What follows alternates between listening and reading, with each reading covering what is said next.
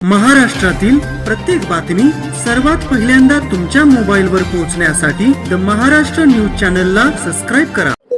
तर किती आता भाजप म्हणते 400 पार, तर इंडिया आघाडी कशी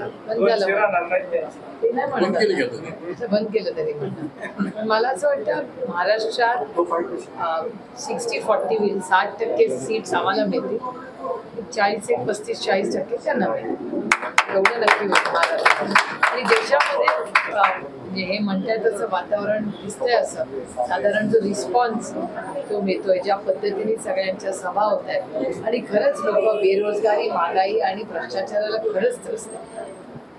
निवडणुकीच्या या प्रचारामध्ये जे मुद्दे आता तुम्ही उपस्थित केले त्याऐवजी भावनिकता किंवा वैयक्तिक पातळीवरती टीका टिप्पणी करणं यावरती विरोधकांकडून जास्त भर दिला गेला होता असं वाटतं का?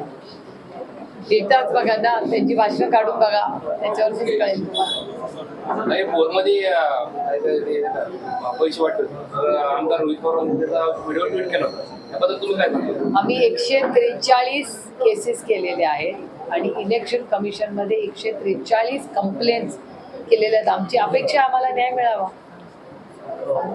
आणि सगळ्यांचे व्हिडिओज आहेत, म्हणजे असा आमचा कुठलाही आरोप नाही तो बिनबुडाचा आहे. प्रत्येक जणाला डेटा बेस्ड, व्हिडिओ बेस्ड आहे. पुरंदरमध्ये सध्या मोठ्या प्रमाणावर दुष्काळाची परिस्थिती आहे. आता जरी आचारसंहिता असेल तरी देखील आताच बहुतांश नागरिकांनी देखील समस्या मांडली की दुष्काळी परिस्थिती, पाणी टंचाई, चारा टंचाई. तर आता 4 जून पर्यंत जरी निकालाची वाट बघायची असली तरी देखील राज्य शासनाकडून या बाबतीत काही पावलं उचलली जात नाहीयेत. या बाबतीत काय म्हणतो? गेले 6 महिने आम्ही हे बोलतोय, संजय भाऊ आणि मी 6 महिने बोलतोय. दुष्काळ पडणारे हे दिसत होतं.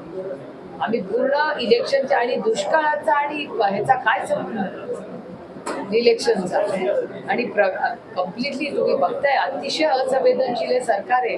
म्हणजे दुष्काळासाठी काहीच केलेलं नाही. म्हणजे मी पण बोलत होते स्थानिकमध्ये जेव्हा असेंब्ली चालू होती, संजय जगतापांनी किती वेळा मांडले आणि त्यांना शब्द ह्या सरकारने दिला होता की आम्ही दुष्काळात जातीने लक्ष घालू. काही केलेलं नाही, काहीच नाही, कम्प्लीट फेलियर. फक्त 400 पारच्या लक्षाकडे लक्ष देण्याच्या फक्त विसरून गेलं सर. पूर्णपणे